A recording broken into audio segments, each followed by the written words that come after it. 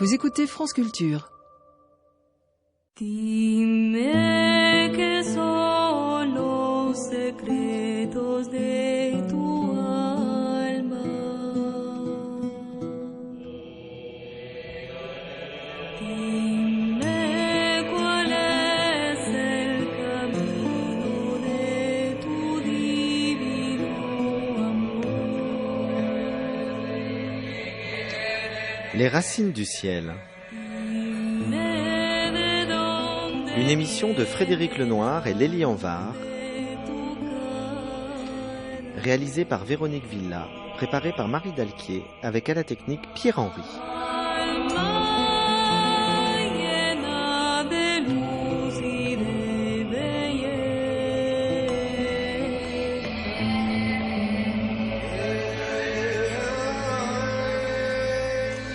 Aujourd'hui, nous recevons Annick de Souzenel pour parler de la vocation divine de l'homme.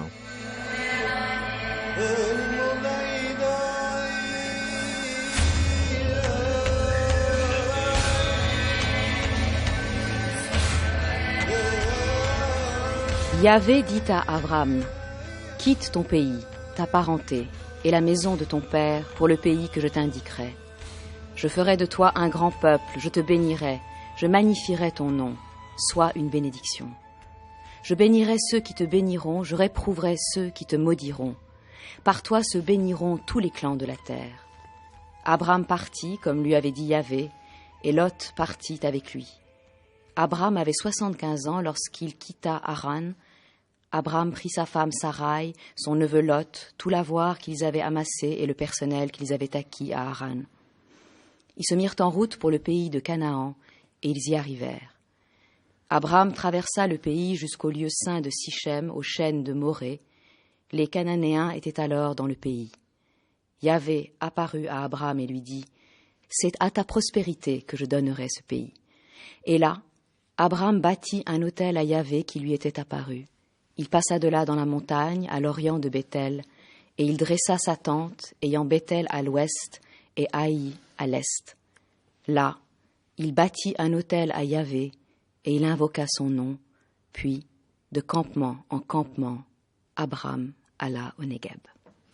Annick de Souzenel, bonjour. Bonjour Frédéric. Alors nous avons eu le plaisir de vous recevoir l'année dernière pour nous parler des anges. Vous êtes auteure, conférencière, théologienne chrétienne orthodoxe, spécialiste de l'hébreu biblique.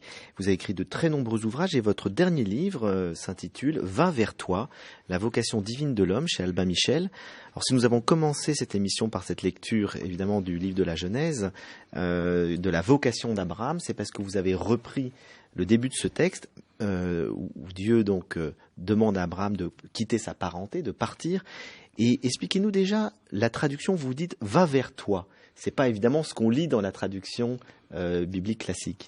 Voilà, je crois que c'est très important dans ces récits bibliques en général, comme dans les récits d'ailleurs de tous les grands thèmes de l'humanité, de tous les grands récits de l'humanité, c'est d'aller dans la profondeur de ce qui est dit. Et avec la langue hébraïque, on a vraiment cette facilité, cette possibilité magnifique de pouvoir pénétrer le sens.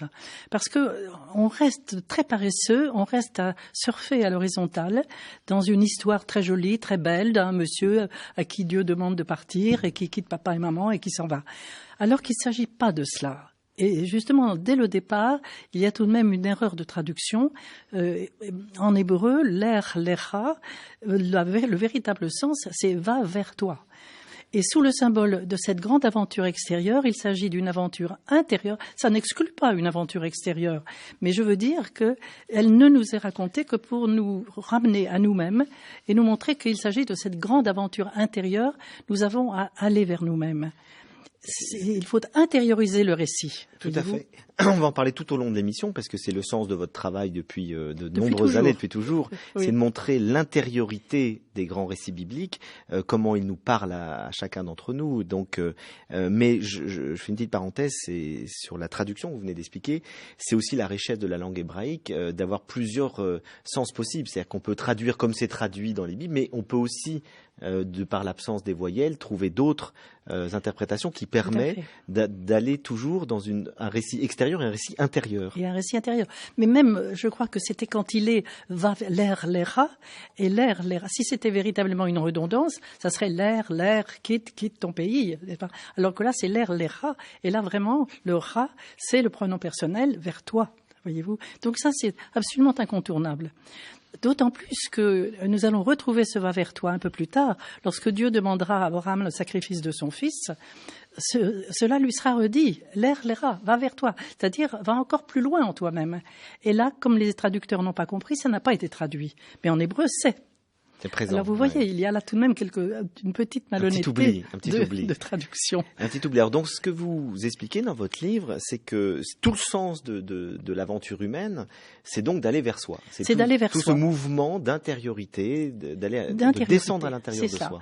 Voyez-vous, parce que je crois que c'est Nous vivons une étape extrêmement importante de l'humanité aujourd'hui, parce que l'humanité qui était encore dans l'enfance a été conduite d'abord vers une autorité extérieure. Elle n'était peut-être pas capable d'aller vers une autorité intérieure à elle-même.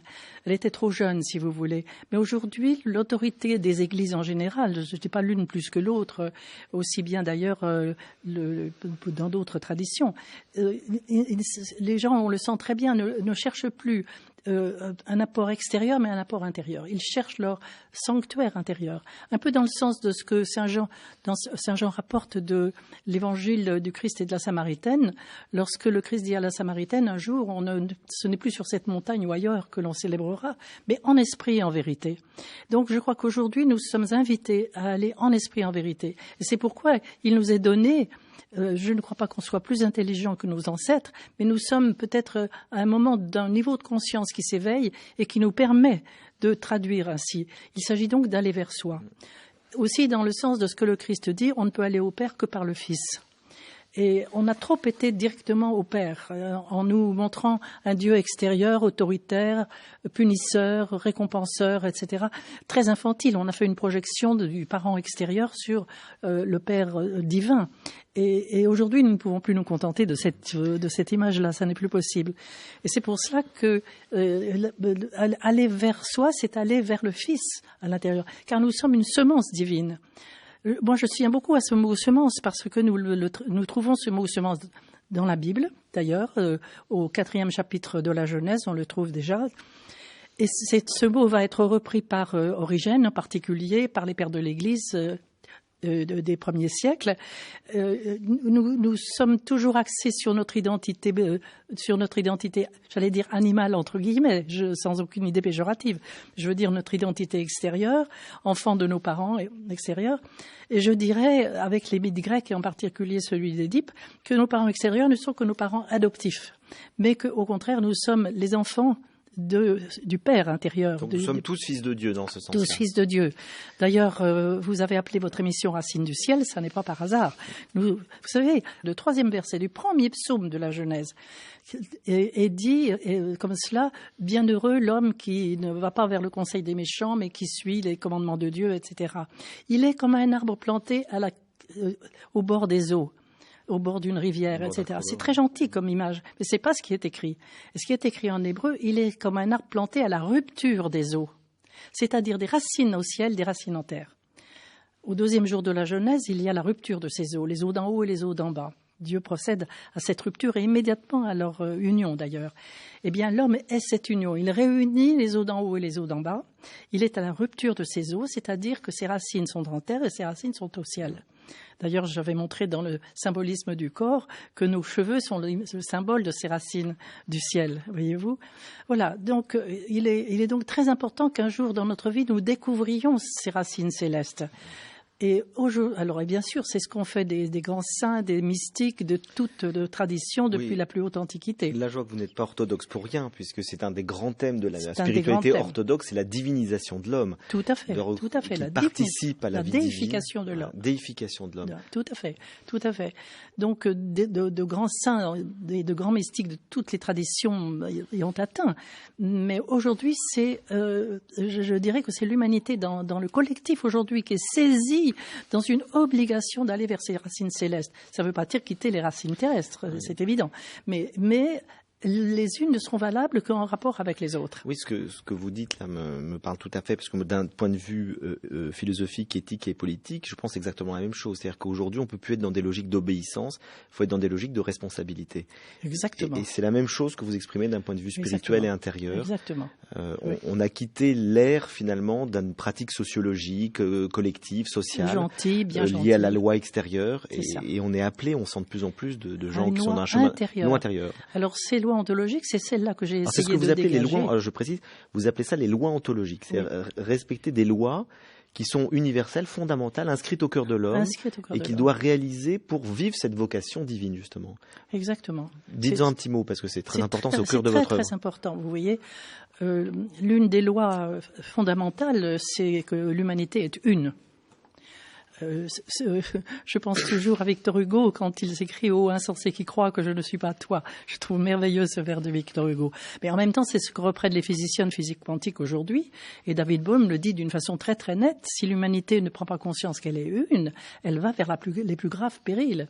Ce qui veut dire, si vous voulez, que la loi du talion, qui est inscrite dans la loi de Moïse, c'est une loi qu'on a projetée sur notre monde d'exil en disant, puisque si tu arraches un œil, on va t'arracher le tien, alors que ce n'est pas ça. Si tu arraches un œil, étant donné que l'autre est toi, un jour, tu verras, ton œil sera arraché. Voyez-vous, moi je suis très très frappée, par exemple, 10 condamnés à mort au Texas qui ont été exécutés, dont un homme dont je m'occupais d'une façon toute particulière. 10 ont été condamnés à mort puisqu'ils ont cette arme juridique tragique, encore là-bas.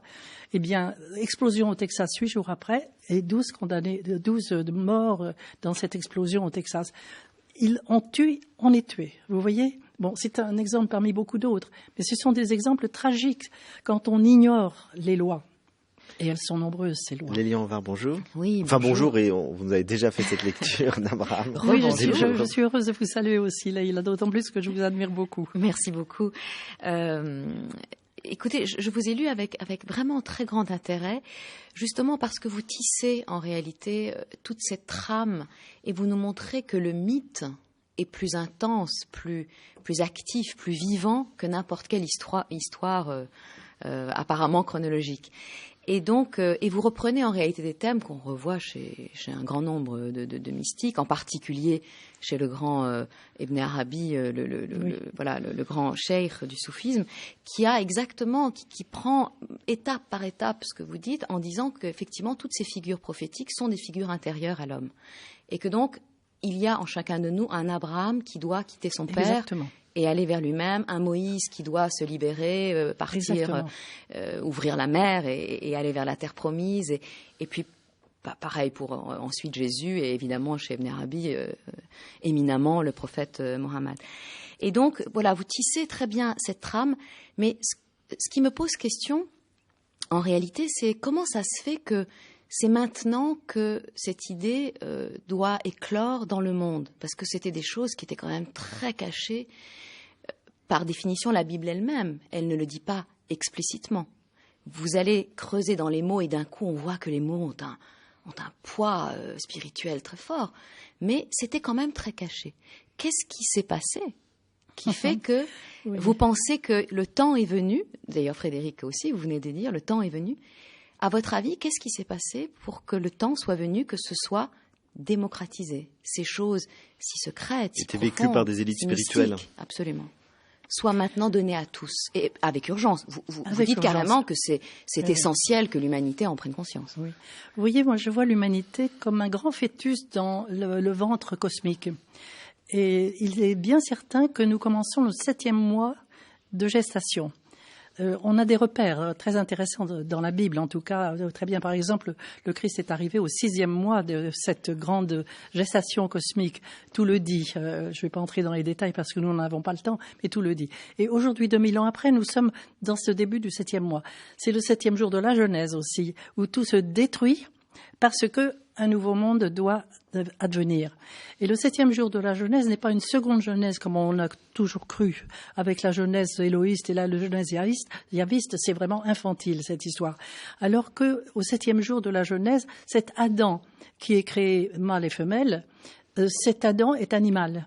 Et puis, voilà qu'il reçoit, il exprime son désir de Dieu, un désir d'absolu, un désir de bonheur, on peut l'appeler comme on veut chez tout le monde aujourd'hui.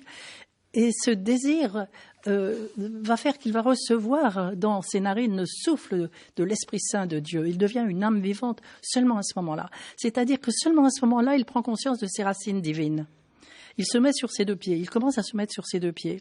Et il y a une relation érotique extraordinaire entre ce flux de désir qui est symbolisé par la vapeur qui sort de son intériorité, de sa Adama, et la réponse divine avec ce fleuve d'amour, ce fleuve de feu qui se divise en 4 têtes, et pas en 4 bras, comme c'est traduit la plupart du temps, en 4 têtes, c'est-à-dire qui visite tout l'intérieur de notre être autant que nous pouvons le supporter. Et aujourd'hui, nous sommes en train de commencer cette relation, ce discours amoureux. C'est pas un discours d'ailleurs, c'est loin de là, mais c'est une relation amoureuse avec notre Dieu intérieur. Plus le Dieu des églises extérieures, mais le Dieu de notre intériorité. Le Seigneur qui est présent à l'intérieur de nous et qui nous appelle. C'est cela que nous vivons à l'heure actuelle. Si je vous comprends bien, pour vous, il y a un plan divin finalement sur l'humanité. Tout à fait. Qui est presque écrit dans la Bible de manière symbolique. Tout à fait. Et vous êtes convaincu qu'on va vers un progrès, un accomplissement. Un accomplissement. Malgré les hauts, les bas, les rechutes, nous et sommes tout ce des que vous voulez de mutants. l'histoire. Nous sommes des mutants. Je crois vous l'avoir dit d'ailleurs déjà dans la dernière interview que nous avions eue, étant donné que Dieu le dit bien à Adam quand il lui demande de ne pas manger tout de suite de l'arbre de la connaissance. Il lui dit parce que dans le jour où tu en mangeras, tu muteras. Ce n'est pas un père fouettard qui vient dire à son fils si tu me désobéis, tu mourras. D'ailleurs, ça a été interprété comme ça et on a revécu la mort comme une punition, ce qui est tout à fait dramatique. Alors que ce n'est pas ce qui est dit, tu muteras, c'est-à-dire mort et résurrection. Si tu manges ce fruit avant de l'être devenu, et devenir ce fruit, c'est entrer dans cet état de déification, justement. Si tu le manges avant d'être devenu, tu muteras, mais en régression. Alors que si tu manges le fruit l'étant devenu, c'est ta déification. C'est la mutation ultime. D'ailleurs, vous traduisez autrement, effectivement, que la traduction littérale habituelle, qui on traduit généralement le fruit de la connaissance du bien et du mal, et vous dites le fruit de la connaissance de l'accompli, de l'inaccompli. Exactement, le bien et le mal n'existent pas. Le bien et le mal sont très relatifs. Tout dépend du niveau de conscience auquel ça se joue. C'est l'arbre de la connaissance de ce qui est accompli de nous et de ce qui reste à accomplir. Parce que notre vie consiste en une intégration d'énergie potentielle admirable, une poussière d'énergie. Quand nous sommes formés poussière de la Terre, il s'agit de la multiplicité de ces énergies qui sont en attente à l'intérieur de nous, qui jouent d'une façon négative. Ce sont les daimons, justement, de toute la tradition soufie. Ce sont les daimons qui vont souvent, si nous ne leur laissons la bride sur le cou, qui jouent en démons. Et si au contraire nous les saisissons et nous devenons responsables, vous avez prononcé ce mot et c'est très important, si nous entrons dans la responsabilité de ce potentiel qui nous est donné, et nous, avec l'aide divine, c'est une mutation extraordinaire qui se joue. Il y a toute une alchimie intérieure de l'être qui se joue. Et donc pour vous, tout le chemin de la vie, c'est de faire ce processus d'accomplissement progressif, de réalisation de ces énergies. Les énergies inaccomplies qui s'accomplissent et qui deviennent information. Une énergie, c'est de l'information. C'est ce que disent les physiciens aujourd'hui. Une énergie, c'est de l'information. Donc, nous construisons l'arbre de la connaissance que nous sommes. Il ne s'agit pas d'un arbre qui est dans un jardin extérieur. Ce jardin est à l'intérieur de nous. Et nous sommes cet arbre planté à la rupture des eaux. C'est cet arbre de la connaissance dont nous avons à devenir le fruit, justement. Et le fruit, c'est le Seigneur. Nous sommes ce Seigneur.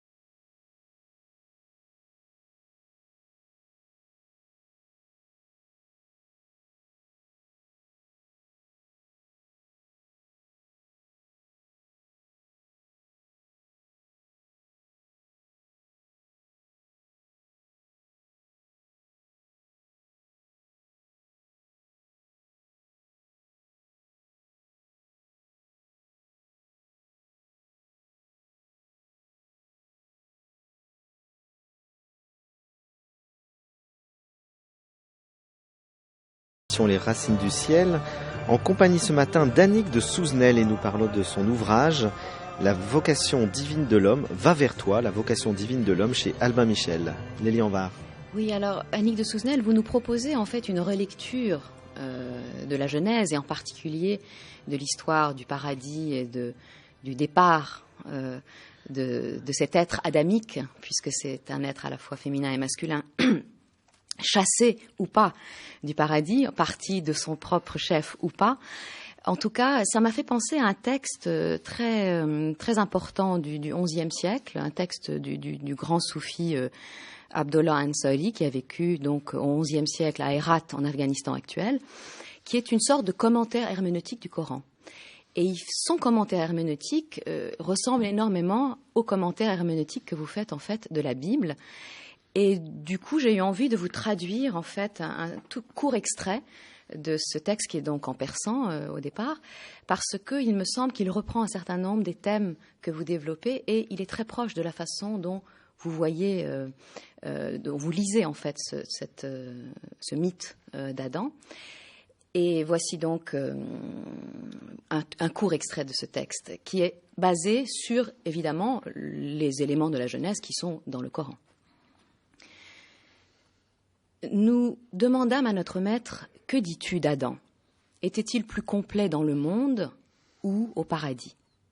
Il répondit « Il était certes plus complet sur terre, car au paradis, il avait désir de lui-même, et dans le monde, il avait désir de l'amour.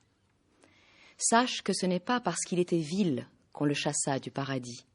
Non, c'était plus une conséquence de sa grandeur. Le représentant de l'amour vint à la porte de la poitrine d'Adam et lui dit « Ô Adam, la beauté du sens caché a été dévoilée, et toi tu es toujours dans la jouissance de ce monde de paix, ou de cette demeure de paix, c'est le nom du paradis. » Adam regarda et vit une beauté infinie face à laquelle la beauté des 8 paradis n'était plus rien. Alors, sa suréminence spirituelle prit le pas et lui dit « Si tu veux te perdre dans l'amour, perds-toi au seuil divin et descends sur terre. » Un commandement vint alors « Maintenant, ô Adam, que tu as fait le premier pas de l'amour, sors du paradis, car c'est ici la demeure de la tranquillité, et aux amants véritable, il faut la douleur. Qu'ont-ils à faire de la paix?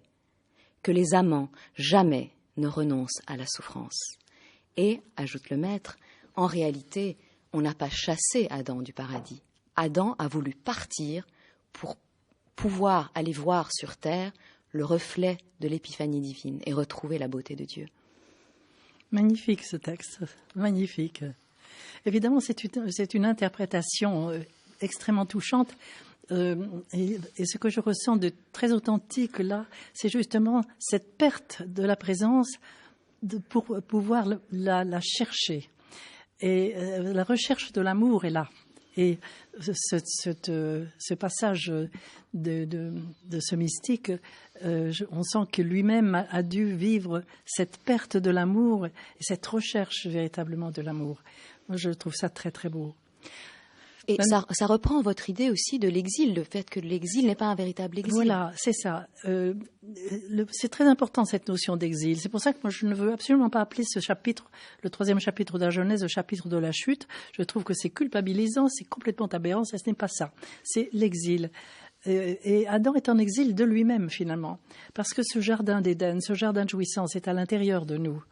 C'est cet axe du fût de l'arbre que nous sommes, si vous voulez, et qui fait que nous sommes en résonance avec les racines et de la terre et du ciel. Et là, il y a une harmonie qui se joue. Et je pense que le fait d'avoir choisi la voie de la disharmonie, car c'est Adam qui se chasse du paradis. C'est pas un Dieu qui le chasse par punition. Là encore, c'est une image infantile. Mais c'est Adam qui se chasse du paradis. Alors on peut interpréter ça comme vous le dites dans ce très beau récit d'Adam qui veut chercher l'amour dont il se prive pour le retrouver à un autre niveau plus grand de l'amour. car en fait, c'est ça, vous voyez, on quitte un amour, je dirais, facile, qui est normal, qui est naturel, etc., dont on jouit d'une façon extraordinaire, et puis il y a l'absence, tout à coup l'absence. Dieu se retire, on va retrouver ça avec le 7e jour, justement, et ce Dieu qui se retire. Il se retire et ne se retire pas. Il est là, mais il est là dans une discrétion absolue, et il se fait chercher. Et c'est toute cette recherche des deux amants qui se joue dans la vie que nous vivons aujourd'hui. En fait, c'est ça. Nous sommes dans la recherche de deux amants. La bien-aimée et son bien-aimé. Voilà, on part sur le Cantique des Cantiques. Alors là, bien sûr, on part sur le Cantique des Cantiques, c'est évident, où on va retrouver d'ailleurs ce « va vers toi » que l'amant dit à sa bien-aimée, « Lève-toi, mon ami, va vers toi ». Vous avez, je crois, ce texte, il me semble. Oui, absolument, c'était incontournable, d'autant que la dernière fois, lors d'une émission, nous avons parlé du Cantique des Cantiques, mais le temps nous était un peu compté et nous avons évoqué beaucoup trop brièvement ce cantique. Nous avons juste évoqué le premier niveau de lecture, à savoir que c'est un chant d'amour entre deux fiancés. Et évidemment, nous n'avons pas eu le temps d'entrer dans le vif du sujet qui est essentiel. Donc, nous avons décidé avec Frédéric de profiter de cette occasion qui nous est donnée, de votre présence, pour aller beaucoup plus profondément dans le sens spirituel, en fait, de ce texte.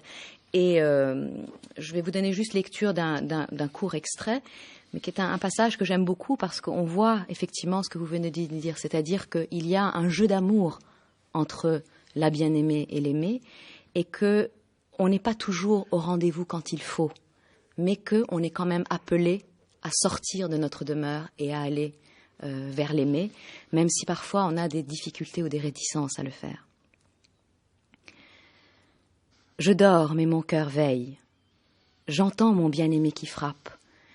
Ouvre-moi, ma sœur, mon amie, ma colombe, ma parfaite, car ma tête est couverte de rosée, mes boucles des gouttes de la nuit. J'ai ôté ma tunique, comment la remettrai-je?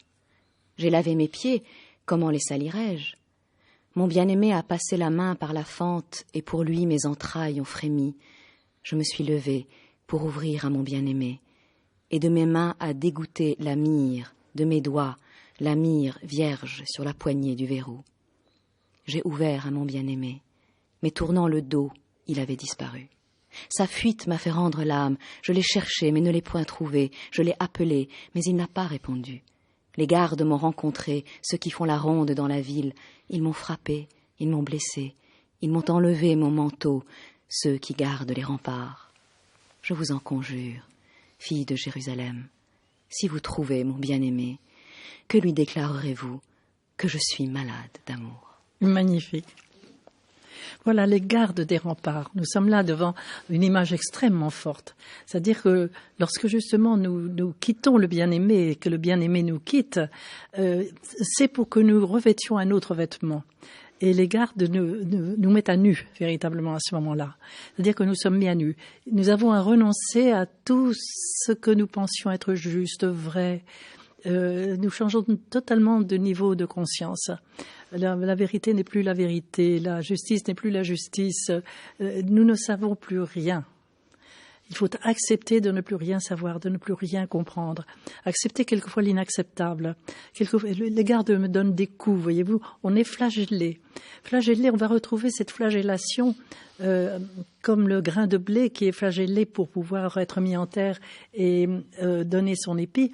On va retrouver ça continuellement, cette image, parce que le grain de blé, c'est le même mot en hébreu, bar, que le fils, ce fils divin dont nous sommes ensemenciers. Voyez-vous, et ce grain de blé doit être flagellé, justement, et le Christ va se faire grain de blé, justement, au moment de sa mort pour sa résurrection, au moment de la Pâque. Je dirais que les entraves de Barabbas, du fils du Père, tombent. Voilà en quoi il est dépouillé, parce que le manteau de cette bien-aimée, c'est comme des entraves, c'est comme des fers aux pieds, c'est comme tout ça, parce que nous n'avons qu'une partie de la lumière. Et il s'agit de renoncer à cette partie-là de la lumière. Et quand Barabbas est libéré, c'est parce que le Christ, Barabbas, autre fils du Père, prend sa place, est flagellé comme le grain de blé, pour être mis en terre et ressuscité. Petite Oui. parenthèse pour ceux qui n'ont pas en tête tout le récit évangélique. Barabbas, c'est un brigand ou un criminel Il qui est dit comme ça, c'est qui nous est tous. présenté comme emprisonné, et Pilate demande si la foule veut qu'on libère quelqu'un, et donc il espère comme ça se libérer de ce problème qu'il a sur les mains avec Jésus, et qu'on demande la libération de Jésus. Et un certain nombre de grands prêtres activent la foule, d'après le récit évangélique, pour que la foule réclame la libération de ce bandit qui s'appelle Barabbas. Je rappelle ça parce que sinon on a du mal à comprendre tout ce que vous venez d'expliquer sur le parallèle entre Barabbas et C'est Jésus. vrai que je suppose que tout le monde connaît cette grande, Non, les pas tout le évangiles, et monde. c'est vrai que tout le monde ne les connaît pas. Vous avez raison. Voilà. Alors, ce Barabbas, c'est ce bandit, et Pilate va demander lequel des deux voulez-vous que je vous libère, Barabbas ou Jésus? Et la foule crie Barabbas, libérez Barabbas. Et la foule a raison, parce qu'il s'agit de libérer ce grain de blé que nous portons tous à l'intérieur de nous. C'est cela. En fait, la foule, cet inconscient qui est plus conscient que notre soi-disant conscient. Et c'est ça, je crois, vous voyez, ce dépouillement, pour revenir au Cantique des Cantiques, ce dépouillement du manteau, la mise à nu vraiment de la personne pour entrer neuve, complètement neuve dans un autre niveau d'être, un autre réel, une autre qualité du réel, comme diraient les physiciens aujourd'hui, un autre champ, mais champ de conscience, là, c'est sûr. Et à ce moment-là, on voit toute cette démarche du bien-aimé et de la Shulamite. Et puis il y a un moment où ça va être le retournement, et c'est Salomon qui devient Shulamite par rapport à son Dieu. Parce que nous sommes tous féminins par rapport à notre Dieu. Voyez-vous, quand Dieu crée Adam, mâle et femelle, il vient d'être dit qu'il est à l'image de Dieu, ce qui veut dire que en Dieu, il y a ce mâle et femelle aussi. Bon, Dieu est un dans son essence, c'est tout à fait autre chose. Mais il est le mâle, si vous voulez, de l'humanité femelle. Et c'est ça, nous avons à retrouver ce bien-aimé, à aller vers lui. Et toute la démarche que nous avons à découvrir dans ces textes, c'est notre situation d'exil, et d'un exil peut-être nécessaire, justement, pour désirer. Le désir devient alors quelque chose d'ardent, une flamme, vraiment, qui va nous faire retrouver le chemin des noces avec le bien-aimé. Et là, on retrouve, au-delà du christianisme, on retrouve un tas de choses dans la philosophie antique, notamment. Je pense aussi bien à l'éros socratique, qui conduit du corps jusqu'au divin. Je pense au néoplatonisme. Je pense même à la gnose, où il y a cette nostalgie profonde d'une âme en exil. On va retrouver ça dans les Upanishads. On va retrouver ça aussi dans le Vedanta, même dans le Vedanta, très voilà, très on trouve ancien. un peu partout l'idée qu'on est en exil et qu'on a besoin, on désire finalement cette union au divin. C'est ça. Et alors, la question évidemment qu'on se pose, c'est que vous racontez, en vous basant sur le mythe de la Genèse, tout ça de manière un peu chronologique, c'est-à-dire qu'on a l'impression que Dieu a créé un premier homme, Adam, etc. Bon, c'est pas du tout comme ça, évidemment. Non, il faut prendre les choses, il non. faut les prendre de manière symbolique et spirituelle, c'est-à-dire qu'on est tous... Nous sommes tous Adam. Dans cette instantanéité de notre vie, nous sommes tous Adam, avec tout ce parcours qui est raconté de manière Adam chronologique dans l'histoire de l'humanité. Nous sommes tous des Adams, comme nous sommes tous des hommes.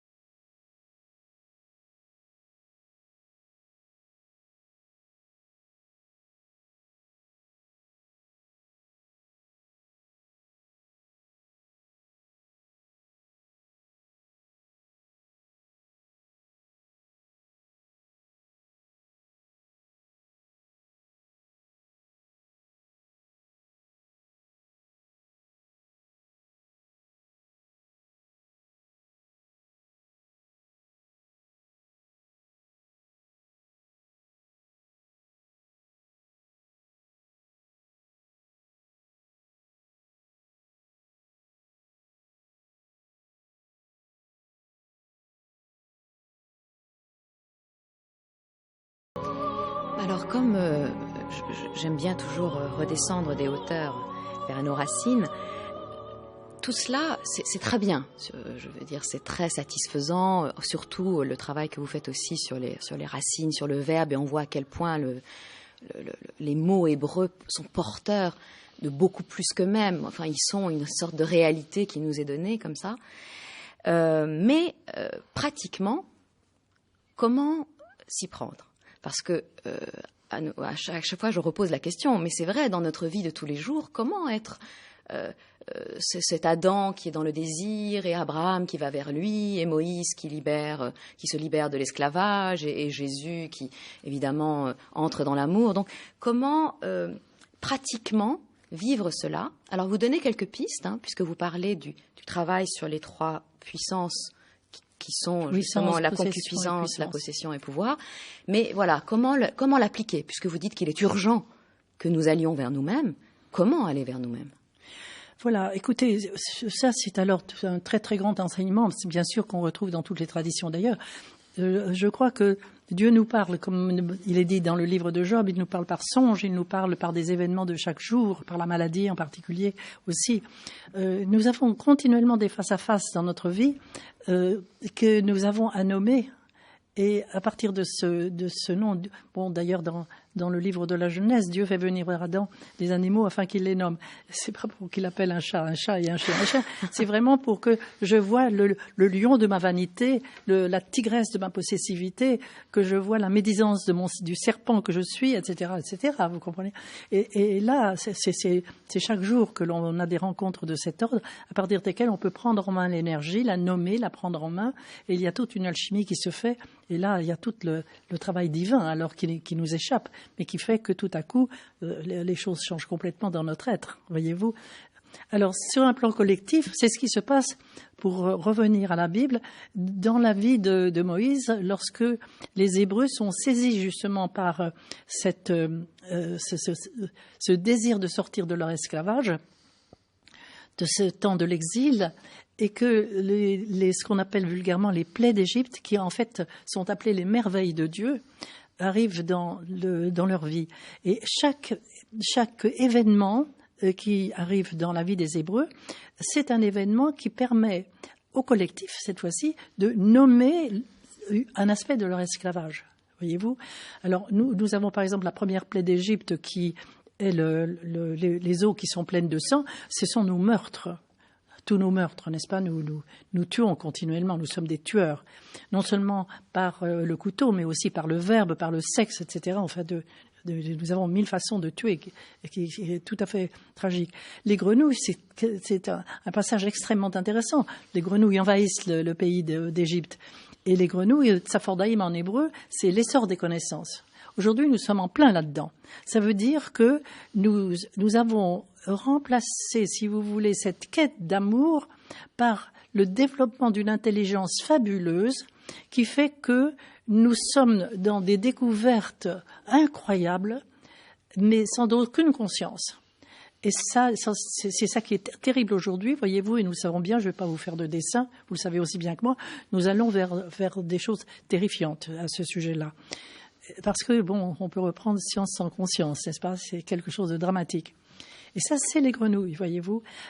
Celle d'après, la plaie d'après, c'est les certitudes. Nous sommes dans des certitudes, donc en imposant nos volontés, en imposant nos idéologies, tout ce que nous affirmons d'une façon qui sont aussi des idoles, non seulement idéologie, mais des idoles, voyez-vous, etc. Nous sommes esclaves de tout ça. Je pourrais vous nommer toutes les plaies d'Égypte de cette façon-là. Alors, si vous voulez, il y a les Égyptiens qui représentent le monde qui aujourd'hui ne comprend rien à ce qui se passe, qui subit, mais qui ne fait pas la lecture, voyez-vous, alors que les Égyptiens, les Hébreux, je veux dire, eux, font la lecture et donc commencent de faire croître leur arbre, commencent de faire croître le Fils divin, l'enfant divin qu'ils portent. Et c'est pour ça qu'à la dernière plaie d'Égypte, alors là, nous sommes là devant quelque chose de très très fort, il y a l'épée divine. L'épée divine, c'est le saint nom qui est fait du yod, des deux hé et du vav, n'est-ce pas, yod et vav et. Et ce qui est en forme d'épée, c'est cette épée divine, c'est-à-dire le mashrit.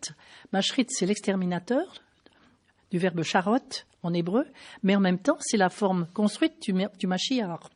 C'est donc l'exterminateur divin qui descend en Égypte et qui va tuer tous les fils aînés des Égyptiens ainsi que les animaux premiers-nés, parce qu'il reste au niveau animal, alors qu'il passe au-dessus de la porte des Hébreux, qui a été marquée par le sang de l'agneau, parce que les Hébreux ont commencé de faire croître en eux le fils.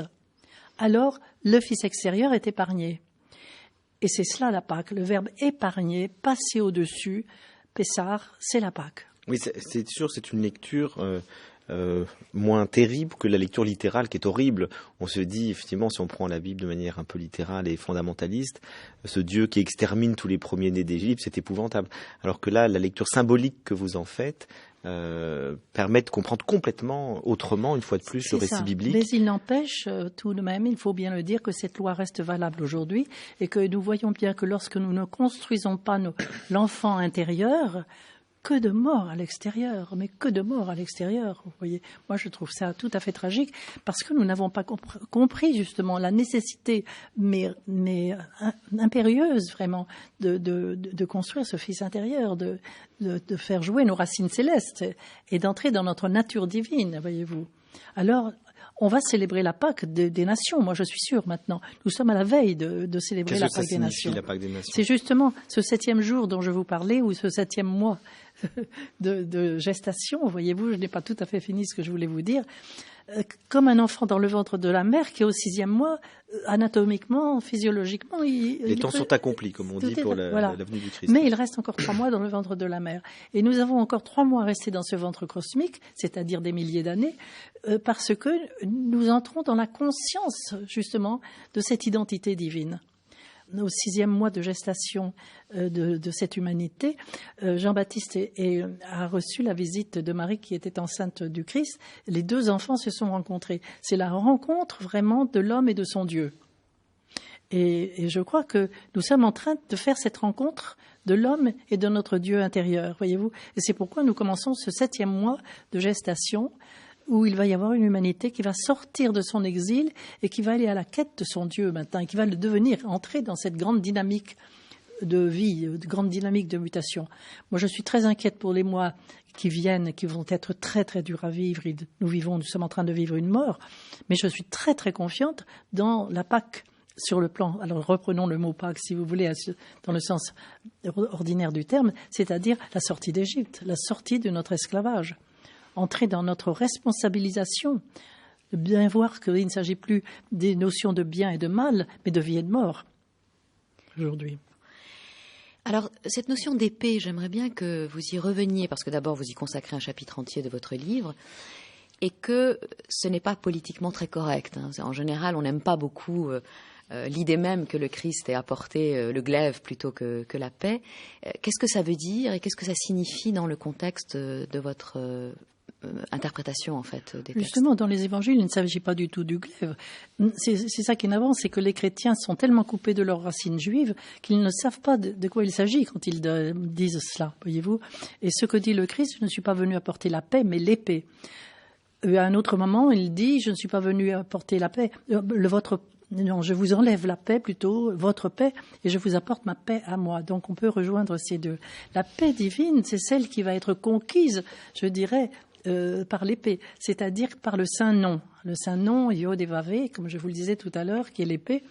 Et c'est dans la mesure où nous avons à construire ce nom que nous allons trouver la paix, c'est-à-dire le mot shalom en hébreu qui veut dire aussi payer la dette. C'est très important, payer la dette. La dette, c'est tout ce potentiel que nous portons à l'intérieur de nous. Et tant que nous n'avons pas payé la dette, l'épée est là qui nous y invite continuellement, voyez-vous. Et nous avons à revenir à ce travail, à cette dynamique intérieure essentielle. Sans ça, nous ne sommes pas dans la vie, nous sommes dans la mort, voyez-vous. Et oui, il y a quand même l'idée que le perfectionnement spirituel, si je peux l'appeler ainsi, ne peut pas se faire sans une certaine, je dirais, violence. Ça ne veut pas dire violence faite aux autres. Ça veut dire qu'il y a quand même le feu, il y a quand même quelque chose de très difficile et de douloureux. Oui. Le Christ le dit, que le royaume des cieux appartient aux violents. La violence, regardez, si ces énergies intérieures ne sont pas prises en compte par nous, elles se retournent en violence destructrice. C'est la maladie, ou c'est la violence qui déferle aujourd'hui dans le monde, à l'extérieur, et qui extermine tout, vous voyez. Ce sont ces mêmes énergies qui feraient le divin à l'intérieur de l'homme si elles étaient prises en compte dans le sens vraiment positif du terme, vous voyez. Donc, il y a une notion de violence, en effet, qui est très, très forte. C'est pourquoi, quand le Christ dit « je ne suis pas venu apporter la paix, mais l'épée », c'est-à-dire « je suis venu vous apporter la dynamique du saint nom pour que vous deveniez votre nom », c'est-à-dire pour que vous donniez le fruit de l'arbre de la connaissance. Souvenez-vous de ce passage de l'Évangile où le Christ demande à ce figuier de donner son fruit. Le figuier ne donne pas son fruit. Et le figuier est stérilisé. Ce n'est pas le Christ qui le stérilise, c'est que le figuier est stérile du fait qu'il est incapable de donner son fruit. Alors que lorsque Dieu demande à Abraham de donner son fils, son fruit, Abraham donne son fruit. Justement, c'est là où il y a ce va vers toi qui lui est renouvelé. Et Abraham donne son fils. C'est magnifique, c'est un passage un des plus beaux de la Bible, celui-là. Et là, l'ange arrête le bras d'Abraham, n'est-ce pas, vous vous souvenez, et le fils est sauvé. Mais nous avons tous ce don à faire de nous-mêmes totalement, continuellement, vous voyez. Là, je reviens à la question que Lélie posait tout à l'heure sur le côté pratique, concret. On comprend bien ce que vous expliquez sur cette vocation divine de l'homme, de retrouver sa source, de devenir le fils de Dieu, etc. Mais ça s'opère essentiellement par un abandon à la grâce. C'est un travail de conscience morale aussi. Quels sont les éléments, je dirais, actifs que nous pouvons avoir en tant qu'être humain pour faire ce chemin intérieur qui nous est demandé? Justement, ce sont ces face-à-face dont je vous parlais tout à l'heure. Et à partir du moment où on nomme l'animal que nous avons à traiter, on travaille avec cet animal à l'intérieur de nous. Et la grande force, et c'est ça, c'est dans un des psaumes, dans le Cantique des Cantiques aussi, c'est traduit par l'amour est plus fort que la mort. Mais la vraie traduction, c'est l'amour est ce qui nous permet les mutations. C'est la force qui nous permet les mutations, justement. C'est l'amour. C'est que tout doit être transformé en amour. Le pardon est à la base de tout. Le pardon est fondamental, voyez-vous. Oui, c'est ça. Donc c'est l'amour qui permet les mutations. C'est l'amour qui permet les mutations. Y compris la principale mutation qui est de retrouver cette source divine. Mais tout à fait, tout à fait. Voyez-vous, parce que le Satan qui est là derrière nous, il n'est pas l'ennemi, il est l'adversaire. Et l'adversaire nécessaire qui nous présente ces énergies inaccomplies. Évidemment, si on lui donne le pouvoir, il prend le pouvoir. Ça, c'est tragique, bien sûr. Mais sans ça, il n'a pas le pouvoir. Et là, on rejoint une idée de la psychanalyse, de la psychologie des profondeurs, en tout cas, dans lequel on a traversé notre ombre et s'y confronter pour grandir en conscience. Exactement, c'est exactement ça. On va retrouver ça finalement, que ce soit dans les travaux des physiciens, que ce soit dans les travaux de tous ces philosophes humanistes, en fait, on va retrouver ça partout, c'est évident.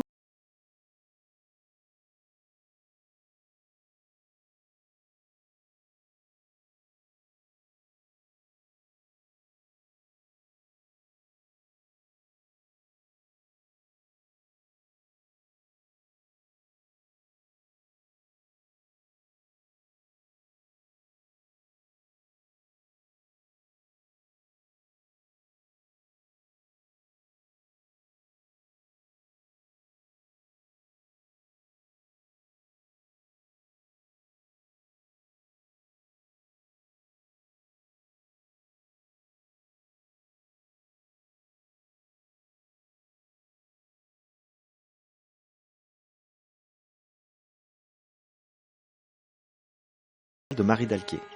Bonjour. Alors Annick de Souzenel, vous avez créé il y a quelques années un lieu qui s'appelle le Prieuré Saint-Augustin à Angers. Avec Agnès des Anges, pas toute seule. Oui. Et c'est un lieu d'accueil, d'études, de recherche et de développement. Alors il y a 3 axes. Le premier, c'est l'homme au cœur de l'entreprise, l'art, la culture et la spiritualité. Et celui sur lequel on va juste s'arrêter, c'est l'Institut d'anthropologie spirituelle. Alors c'est ouvert à une 40aine d'étudiants, c'est un cycle de 3 ans avec 6 sessions par année. Les inscriptions vont commencer maintenant, on est au mois de juin, pour la rentrée de septembre. Est-ce que vous pouvez très brièvement nous dire justement ce qu'on trouve dans ce cycle ? Ce que nous proposons, c'est l'enseignement de toutes les grandes traditions du monde, mais en allant dans la profondeur. Parce que plus on va dans la profondeur, plus on trouve, j'allais dire, la langue une d'avant-Babel. Jeudi prochain, le 13 juin, il y aura une conférence à 20h donc au prieuré Saint-Augustin à Angers sur la tradition écrite et la tradition orale dans le christianisme. Et vous-même, vous ferez une conférence le 26 juin sur les lois ontologiques qui structurent le créé. Pour les personnes qui veulent avoir plus d'infos, c'est prieur-saint-augustin.org. Et je voulais vous parler d'une web TV qui s'appelle baglis.tv, B-A-G-L-I-S.tv, qui a été créée par Franck Agier, quelqu'un qui a travaillé dans le cinéma et qui s'est posé la question de l'audiovisuel et de la spiritualité. En fait, il a décidé, il y a à peu près 5 ans, de mettre à disposition du grand public, sous le format de la vidéo, le monde de la spiritualité. Un monde qui trouvait justement emprisonné par le clergé ou le domaine universitaire. Et il a décidé de le vulgariser. Il ne le trahit pas, donc il propose des réflexions sur la mystique, la métaphysique, l'ésotérisme, sous la forme de tables rondes, d'interviews en tête-à-tête ou de reportages. Alors on entre dans cette petite anthropologie spirituelle par 3 onglets, assez basiques: le corps, l'âme et l'esprit. On accède à la symbolique des textes soufis, des textes kabbalistiques, mais on aborde aussi la magie, au travers de conférences qui ont été données à la Sorbonne, le thème aussi de la médecine médiévale avec une vidéo de Cyril Pellard, le surréalisme et le sacré avec une vidéo de Patrick Le Petit. Voilà, ça vous donne un peu toutes ces idées, c'est assez large. Alors, on y accède par un abonnement mensuel qui est de moins de 10 €. Vous avez plus de 500 vidéos à ce moment-là à votre disposition. Et on les soutient particulièrement aux Racines du Ciel parce qu'ils sont rares, les éditeurs de contenu web, totalement indépendants. 80% des productions vidéo qui vous sont proposées sont créées par Baglis TV. Ce ne sont pas du replay ou des formats qui ont déjà été proposés à la télé. Alors, puisque c'est payant, si vous voulez avoir une petite idée, vous allez sur YouTube ou sur Facebook, vous mettez baglis.tv et là vous aurez quelques minutes certaines vidéos qui vous permettront d'avoir une idée. Vous retrouvez la suite sur baglis.tv.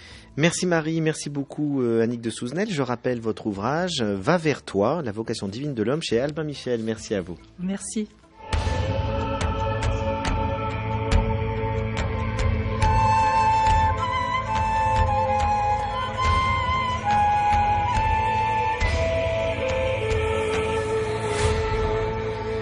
Cette émission est podcastable pendant 1 an et réécoutable pendant 1000 jours.